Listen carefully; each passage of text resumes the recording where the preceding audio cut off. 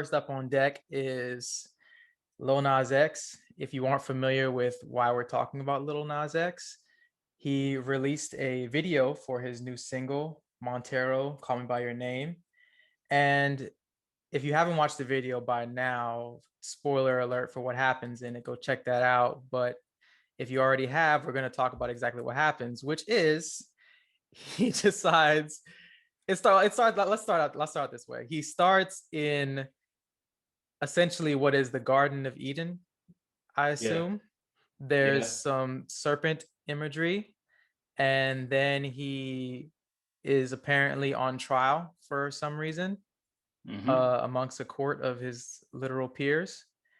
And then he ascends up to heaven and then comes down on a stripper pole in some kind of fashion and ends up down in hell, where the controversy really starts, where he actually ends up giving a lap dance to Satan himself. And Yes. there's been a lot of uproar about it, which we'll get into, but I just wanted to get your reactions to what you were thinking the first time that you saw the video. So I decided to get a nice fresh take, and I literally just watched the video for the first time today after hearing a lot about it and just at least seeing the snippet of him descending into hell, quite literally. And my reaction is, I like the question that you posed in the notes. You said, did he go too far? And I think he went as far as you can possibly go in our culture. Yeah. um he went for it, and so just talking about it from an artistic perspective, he truly went for it. He did something that I have never seen done on in any form or fashion when it comes to an artist's representation of their art. And he decided to literally descend into hell. And so I think that, yeah, just my reaction is like, wow, you are really trying to make a statement, and you're really trying to be bold in the world. And it's an interesting follow-up in terms of just a mega statement that he's made since Old Town Road. He's had some songs in between, but this is like his latest like stamp, like, hey, I'm here, and this is who I am. And what I thought was really interesting, besides the whole controversial aspect, was more, I looked deeper into what I think he was trying to represent by the song in terms of, the title of the song, which Montero is his legal first name, as well as the title, which is Call Me By Your Name, which is an allusion to a movie, is a reference to a movie that came out by the same name a couple years ago, like I think in 2017. And just the idea of him descending into hell is like him kind of accepting his sexuality and accepting himself for who he is. I think in the country that we live in the US, there's a lot of Christian foundations in the way we think and in our moral landscape. And he kind of showed how homosexuality was seen in our country as something that is a sin, and also in the culture is something that's a sin that you go to hell for, something like that. And so he's like, okay, I'll do you one better. I will literally depict myself going into hell Right. for your perceived sins. And so what's really fascinating to me is that it's kind of a reflection on our culture and our culture's deciding that this is something that is sinful. This is something that is to be that is kind of seen as bad and negative. And so that's kind of what my initial take is like, it's not just, it's shocking he went for it, and it's also a reflection of our country and our culture's history and the way we see homosexuality and the choices that people make as individuals. Right. No, I definitely agree with that. I cackled when he said that y'all always telling me that gay people going to hell, so I decided to take it there. So that was, like, that's a legit quote from him. So it's very fitting. I think my initial reaction to the video was kind of amusement and confusion in a lot of ways, because I didn't understand what was going on. Like, because the video takes so many different phases. You go from the Garden of Eden, then he's in on trial, and then he's has this angelic imagery, and then it just takes a complete narrative left turn. So Yeah. that was my initial reaction, but then seeing the controversy behind it, that's kind of where I started to realize exactly what the video was about through the controversy itself, you know?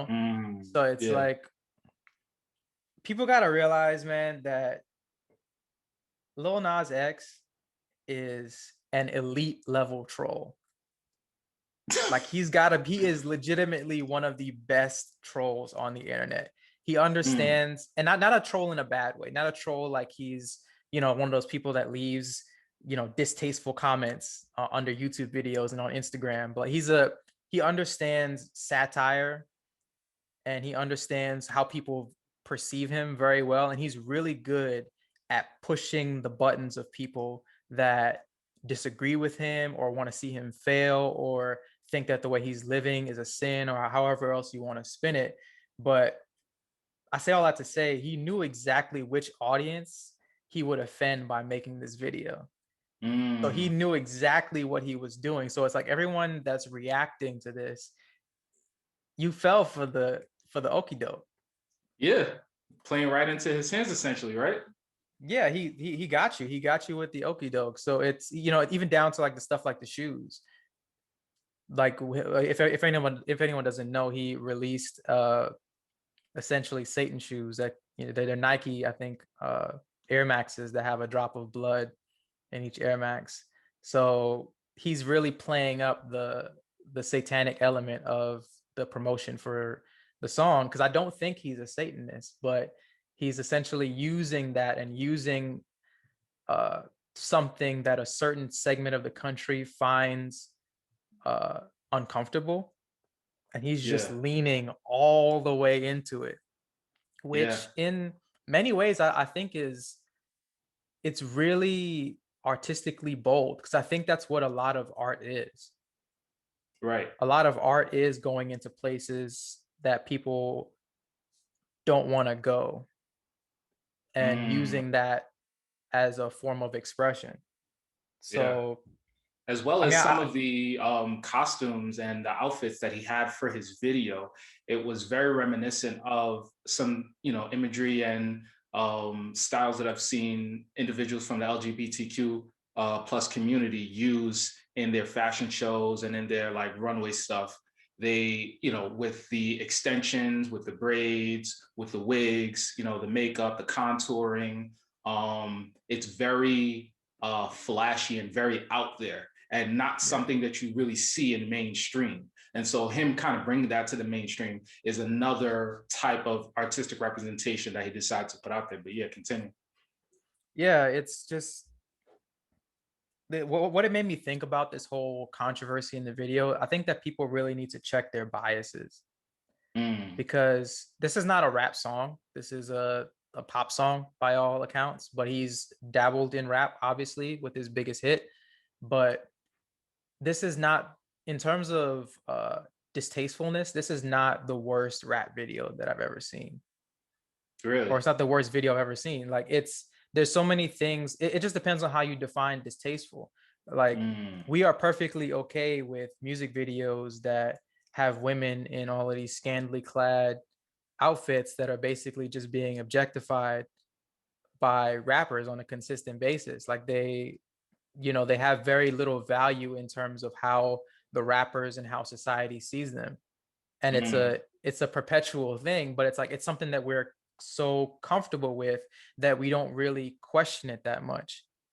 Well, not anymore. But what's interesting is that that is something that some people continue to question and criticize over and over again. And I think that same community that criticized his depiction of himself in this video, um, and all of that, and the way he represented himself as an artist in this video, also criticize rappers for their artistic choices as well. Rappers in particular, I though. disagree. I disagree.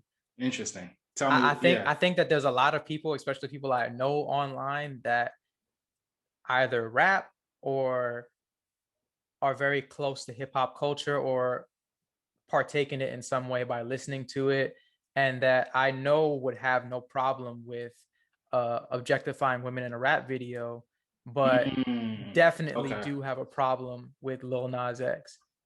Okay. That's So I interesting. think it's the opposite. I think that there are people that are okay and uh, essentially being reasonable about this video that criticize rap videos. But I do think that people that are okay with what happens in rap videos, not that I don't want to say, I don't want to come off that like I'm saying that what happens in rap videos is horrible or anything. I'm just using it as an example of the hypocrisy that we kind of engage in. Right. So we will be okay with certain things. We'll be okay with drug rap. We'll be okay with violence. We'll be okay with the objectification of women. But something that is seen as uh, anywhere near queer culture or gay culture is a no-no. It's a taboo. Mm. So it's like it's a fine line that we all dance. But I think there's a that kind of connects to a larger conversation that I Hmm. wanted to have about the video, and it's about the role of children. Right. And Joyner Lucas tweeted about it, and he since deleted his tweet. But he said, "I think the biggest problem for me is the fact that he doesn't understand Old Town Road is every kid's anthem. Children love him for that record. They tuned in and subscribed to his channel. So with no disclaimer, he just dropped some left field ish, and all our kids seen it." Shaking my head. And what I thought about that was, well, first of all, Old Town Road is not a kid song. Any Mm. song that says riding on a tractor, lean all in my bladder, cheated on my baby, you can go and ask her, is not a kid song. Right. First of all, it's just that kids took to it because it's catchy and it blew up on platforms like TikTok Right. and social media. Right. But This is true. it does, yeah, it speaks to how people see certain aspects of sexuality, and they want to hone in on that while ignoring other things, because Old Town Road blew up and kids were listening to it on a regular basis. But some of the things in that song, you could argue, are not suitable for children to listen to, in the same way that those people will argue that the Lil Nas X video for Montero is not suitable for children to watch. So it's like you're Mm. picking and you're choosing what you want to be outraged about. And also, like, I think that people use their children as a shield for their own biases, because Mm. how often do we hear people say, like, how am I going to explain this to my children, like, and they use, and often what they're trying, or they're talking about explaining to their children, is something that they're biased against. So it's like when a gay marriage legislation goes through, how am I going to explain two men kissing to my children? The same way you explain a man and a woman kissing to your children. Is affection is affection. So it's like Right. you're And I, using your biases to you're using your children to basically cover up for your own biases by asking how are you going to explain this to them, is what I wanted to say.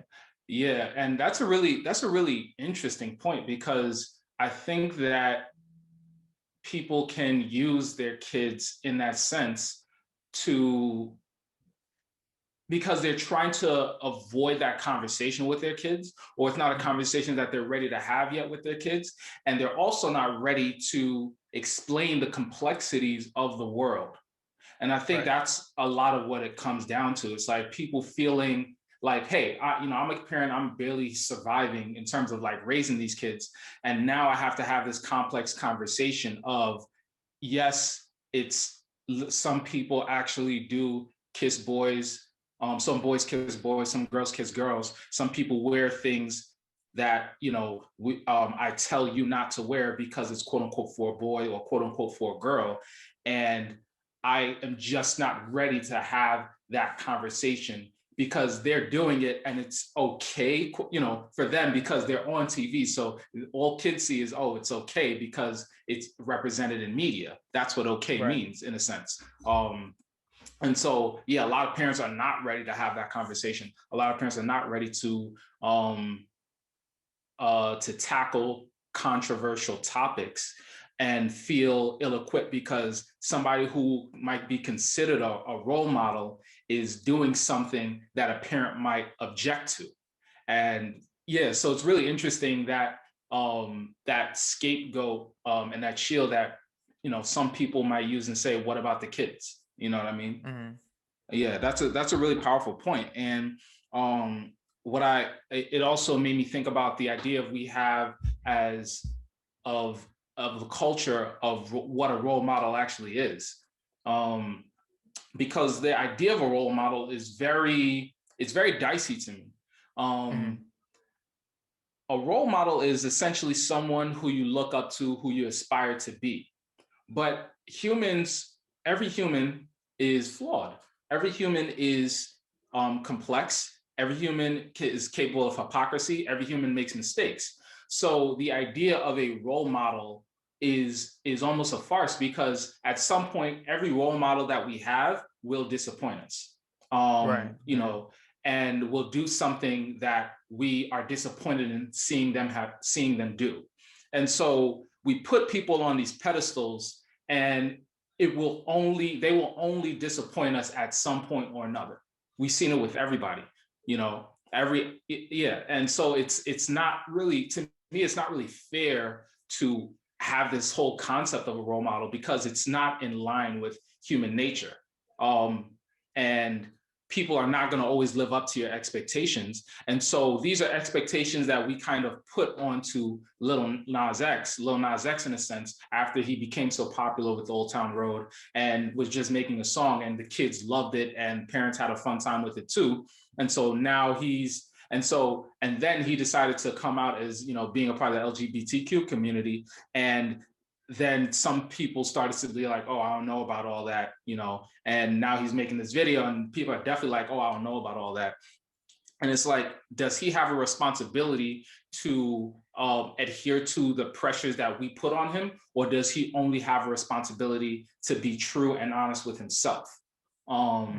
And that's always an interesting question that I have. Yeah, I think it's the latter for me. Mm. I think as an artist, you only have a responsibility to be true to yourself. As long as you're not hurting anyone, I think that you're free to create and express yourself in the way that you wish.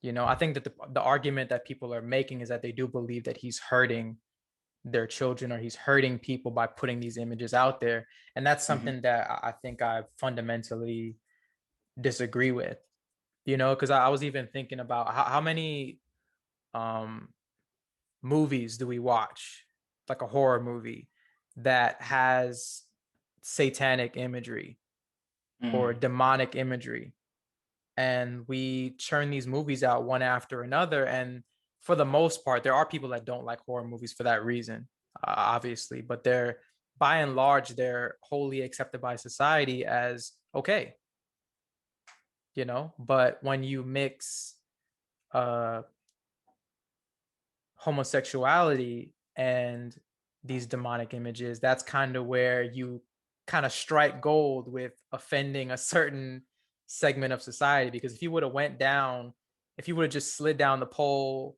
like a fireman instead of, you know, doing something that's twice as athletic and I could never do to get down to Satan, and let's say him and Satan had a boxing match or something, rather than, you know, him giving him a lap dance, it would have been a completely different conversation. Like if he would have beat Satan up, which is the masculine thing to do, and then, you know, the video would have ended there, then it would have been, there wouldn't have been a controversy. No one would be talking Yeah. about the video. But because Yeah.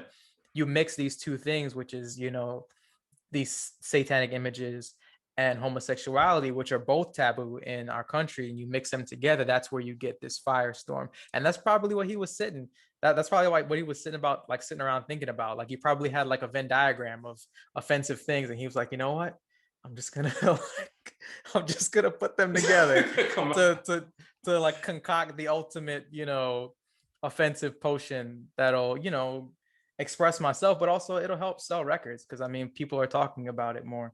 So Yeah, yeah, kudos to him. yeah, kudos to him. He like you said, he's a troll in the sense of understanding how to push the right buttons to get people talking.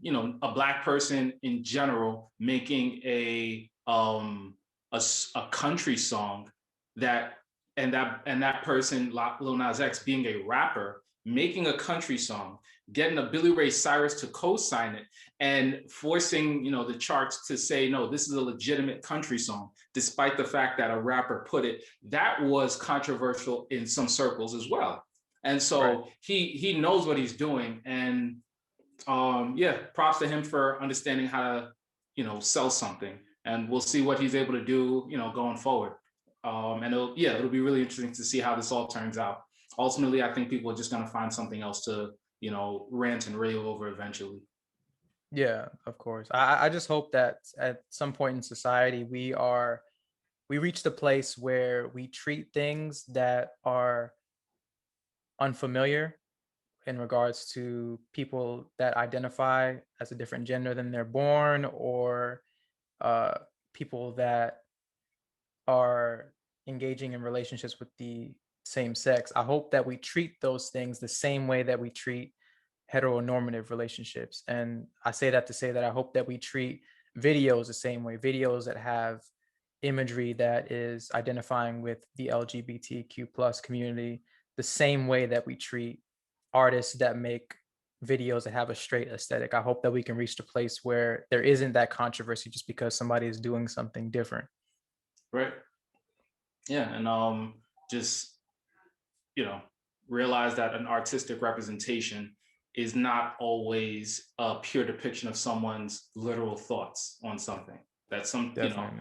if someone makes a movie, a horror movie, that has satanic depictions, it's because it makes you uncomfortable, and it's because they're trying to make something that makes you uncomfortable but you still want to watch. It's not always I want to be this person or that kind of person.